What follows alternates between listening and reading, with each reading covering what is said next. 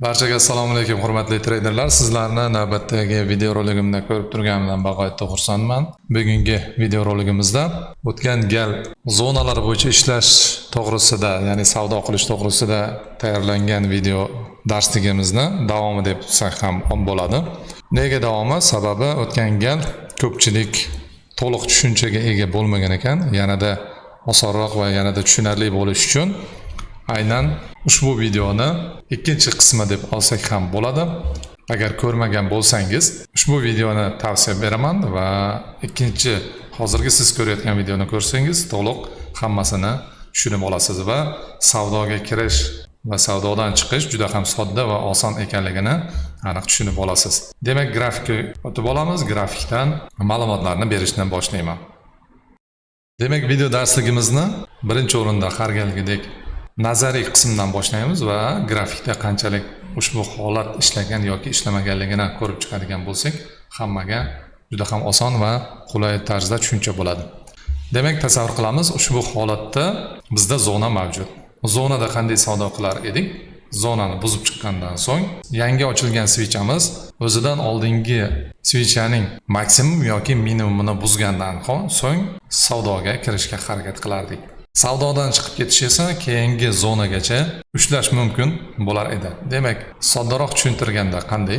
Tasavvur qilamiz, ushbu holatda zona va zonada mana bu joyda narximiz ochildi, yuqoriroqqa harakatlandi va pastga buzishni boshladi. Pastga buzishni boshlaganda bizda hozir mana bu joyda soyasi mavjud ushbu holatda. Demak, narximiz birinchi yuqoriga harakatlandi va mana bu joydagi o'zidan oldingi shamni ushbu holatda buzib o'tish kerak edi. Juda ko'pchilik shu joyda adashyapti. Sababi mana bu holatda savdoga kirish biroz noto'g'ri bo'ladi. Sababi zonani ichida shakllangan. Agar ushbu shamchamiz pastroqqa buzib o'tgan bo'lganda, ushbu holatda biz savdoga kirishimiz mumkin bo'lardi. Svichamiz esa mana bu holatda ochilgan bo'ladi. Eng asosiy muhim jihatlaridan stop lossimiz juda ham kichkina bo'ladi. Aniq stop lossni qayerga qo'yishni bilamiz. Yuqoriga harakatlandi, iz qoldirdi va minimumni buzdi. Agar narx minimumni buzgandan so'ng narxning pastga tushish harakati ehtimolliligi ko'payadi va biz savdoga kiramiz. Stop lossimiz shu yerda va albatta keyingi mana bu tomonlarda shakllangan zonalargacha savdoni ushlab turishimiz mumkin bo'ladi. Shu holatda keyingi shamlar harakatlanib berishi mumkin. Ana endi savdoga kirishni tushunib oldik yana bir bor va qanday holatlarda savdodan foydalanmaymiz. Demak, orqaroqqa qaytaramiz biroz. Tasavvur qilamiz yana bir bor, chuqurroq, ya'ni uzoqroq masofaga narximiz harakatlanib ketdi. Zonadan masofa uzoqlashib ketgan taqdirda ushbu holatda savdoga kirmagan ma'qul bo'ladi. Sababi birinchidan, ushbu holatda ochilib, yana narx tushishda davom etishi mumkin, lekin mana bu joyga uzoqroq o'zini zonasini test qilib, ana undan so'ng buzadigan bo'lsa, biz savdoga kirmoqchi bo'ladigan bo'lsak, bu joyda bizni albatta stop lossimiz juda ham katta bo'lib ketadi. Shu holatda aytaylik, yuqorini test qildim va pastga harakatlandi. Agar biz mana bu joyda savdoga kirdik, stop lossimizni bu joyga qo'yadigan bo'lsak, ya'ni o'zining soyasini eng yuqori maksimumga qo'yishimizga to'g'ri keladi. Aytib o'tganimdek, keyingi zonaga yaqinlashib qolishi mumkin. Ishlagan taqdirimizda ham satnashina noto'g'ri bo'ladi. Bu esa riskni buzilishiga olib keladi. Hammasi ham zonadan uzoqlashgandan keyin hammasi ham yurib beradi degani emas. Qisqa masofaga savdoni amalga oshirgan taqdirimizda bizda risk buzilishiga olib kelishi mumkin. Shuning uchun ham zonadan birozgina buzib chiqqanda ishlagan ma'qul bo'ladi. Keyingisi aynan shu to'g'risida savol kelgan. Zonani ichida savdo qilish mumkinmi? Albatta savdo qilish mumkin. Qaysi tartibda savdo qilish mumkin bo'ladi? Ya'ni narximiz hali zonani ichida buzib o'tmagan. Bundan oldingi video darsligimizda asosan zonani buzib o'tgandan keyin savdoga kirishni ko'rib chiqqandik. Zonani ichida ham savdo qilish mumkin. Ya'ni qaysi tartibda? Tasavvur qilamiz, ushbu joyda narximiz ochildi, pastga harakatlandi va qaytib yana zonaning ichiga kirib oldi. Ushbu holatda zonaning ichida turibdi narximiz. Demak, pastga harakatlangan, pastida soyasi bor. Ushbu holatda turibdi va bu joydan qanday tartibda savdoga kiriladi? Yashil rangda bo'ladi. Keyingisi xuddi shu tartib, pastga soya qoldirish kerak.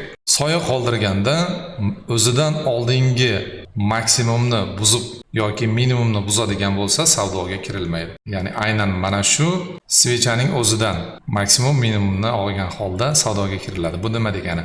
Pasini buzmadi va yuqoriga harakatlanib ishni boshlagan taqdirda ushbu holatda ko'rishimiz mumkin, minimumi ya'ni buzilmagan. Va bu joyda bizning savdoga kirish hududimiz o'zidan oldingi shamning yuqori qismidan savdoga kiriladi. Stop loss esa albatta harakatlanayotgan shamning o'zidan savdoga kirib olinadi va ushbu sham o'sishda davom etishi mumkin yoki keyingi zonagacha bir nechta shamlardan shakllangan holda yuqorigacha harakatlanib berish mumkin. Buni aksi qanday edi? Yuqoriga harakatlandi. Mana bu joyda ko'rib turibmiz. Medveji bo'lib yopilgan va keyingi sham narx ochilib yuqoriga harakatlandi. Zonadan chiqib keta olmadi va yana qaytib o'zidan oldingi minimumni buzdi. Savdoga kirish joyi ushbu minimumda buzilganidan savdoga kiriladi. Stop loss ushbu joyda va keyingi zonagacha narxni ushlash mumkin bo'ladi. Zona ichida ishlashni ham tushunib oldik va bundan tashqari zonalardan chiqishda qanday savdoni amalga oshirishni bo'yicha juda ham ko'p savol kelgan. Aynan shu savollardan biri qaysi time frame da ishlash mumkin? Qaysi time frame da ishlash mumkin? Ushbu holat 1 soatlikda shakllanishi mumkin, M30 da yoki M15 da shakllanishi. Shakllangan time frame ning o'ziga qarab turib, aynan o'sha time frame dan savdoga kirib olish mumkin bo'ladi. Faqatgina eng kami M15 gacha foydalangan ma'qul bo'ladi. Qachonki M5 yoki M3 time framelarida savdoga kirish likvidness juda ham ko'payib ketganda, ya'ni bitta shamning o'zi harakatlanish punkti ko'payib ketgan taqdirda kichkina time frame dan foydalanamiz. Agar likvid kamaygan sari M15, M30, M1, H4 gacha zonalardan savdoni amalga oshirish mumkin. Qachonki likvid ko'payib ketadigan bo'lsa, kichikroq time frame dan tasdiq olamiz. Qaysi time frame da savdoga kirishni o'ylamaga tushuntirib bera oldim. Aynan bu narsani Telegram kanalga ham tashlagandim. Ushbu joyda ko'rishimiz mumkin, Telegram kanalimizda mavjud. Ushbu holatda M30 dan zona shakllangan, likvid oshib ketganligini inobatga olgan holda buzib o'tgan va buzib o'tgandan keyin ushbu joyda ko'rishimiz mumkin. Is qoldirib, maksimum buzgandan so'ng savdoga kirilgan. Ushbu joyda birinchi holatda 200 punktda savdodan chiqib ketilgan, ikkinchi holat ham xuddi shunday. Mana bu joyda ko'rishimiz mumkin, zonamiz shakllangan. Zonani buzib o'tgandan so'ng savdoga kirilgan va 150 punkt atrofida savdodan chiqilgan. Ikkita zonani ham kichkina time frame dan tasdiq oladi. Ushbu holatda foydalanish mumkin bo'ladi time framelarni o'zgartirgan holda. Demak, ushbu holatda savdoga kirish yo'llarini ko'rib chiqyapmiz. Mana bu joyda ko'rganimiz M30 time frame deb tasavvur qilamiz va bu tomonda aynan mana bu oxirgi shakllangan shamni M15 dagi ko'rinish. Zonamiz aniq, M30 time frame har doim ham ideal tartibda svechalarini shakllanib bermaydi. Impuls harakat qilganda ushbu holatda zonadan uzoqlashib ketadi. Zonadan uzoqlashib ketsa, bizni stop lossimiz ushbu joydan kiradigan bo'lsak, kattalashib ketadi. Shuning uchun ushbu holatda savdoga kirmaymiz deb tushuncha berdim. Kichik time frame ga asoslangan holda savdoga kirib olish mumkin bo'ladi. Tasavvur qilamiz, M15 bitta kichkina time frame ga o'tamiz va bu ushbu holatda buzish shakllanyapti va bu joydan savdoga kirib olishimiz mumkin bo'ladi. Stop lossimiz bu joyda va toki M30 time frame buzib o'tib yopilguncha biz savdoda bo'lamiz. Va keyingisi ushbu holatda is qoldirib, yuqoriroqqa is qoldirib va pastga tushgan taqdirda ham biz mana bu joydagi katta stop lossga emas, kichkina stop lossga ega bo'lamiz. Demak, ushbu zonalardan foydalanishning eng asosiy muhim jihatlaridan birini aytib o'taman. O'tgan galgi videoda bu narsa aytilmagan ekan. Ya'ni zona shakllandi, yuqoriga buzib o'tishi yoki pastga buzib o'tishi ahamiyati yo'q. Eng asosiy muhim jihati bu bizdagi mana bu ushbu holat. Ya'ni bo'shliq. Hech qanday to'siq yo'q, ushbu holatda zona yo'q. Aytaylik, medveji bichi bo'lib ko'tarilmagan. Aynan biz hammasi medveji shakl. Ya'ni bu pustoy zona.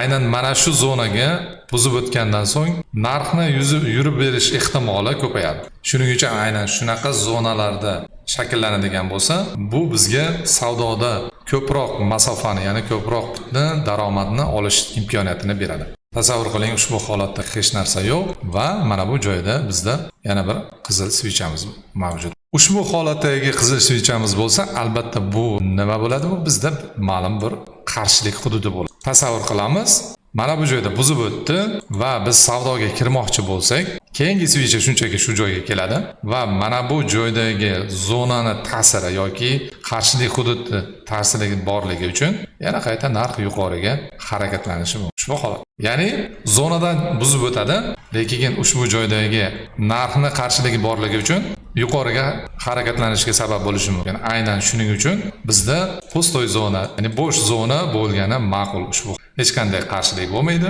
va narx shunchaki keyingi darajagacha harakatlanib berish ehtimoli mavjud. Nazariy qismi asosiy mana shular.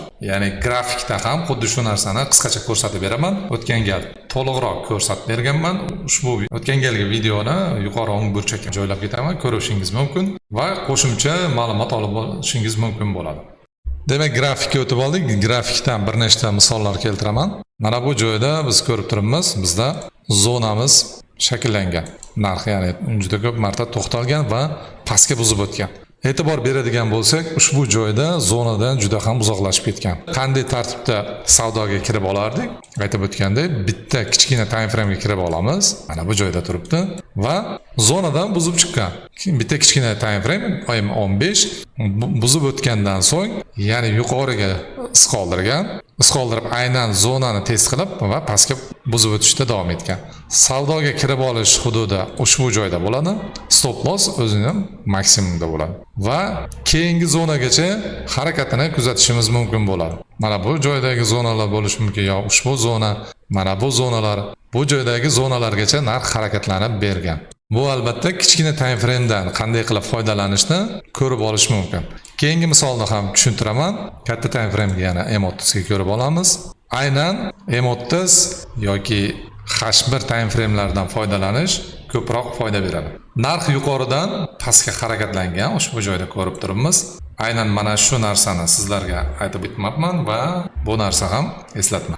Zonadan buzib o'tgan vaqtda yuqorisida yoki pastki holatda, pastga buzib o'tadigan bo'lsa, pastda soyasi bo'lmaydigan bo'lsa switchani, aynan o'sha switchadan foydalanmaymiz. Hatto narx yuqoriga harakatlanib ketib qolganda ham. Mana bu joyda ko'rib turibmiz, yuqoriga buzib o'tgan, soyasi yo'q va narx pastga qaytib olgan. Keyingi holatda ham soyasi yo'q, narx yura olmagan.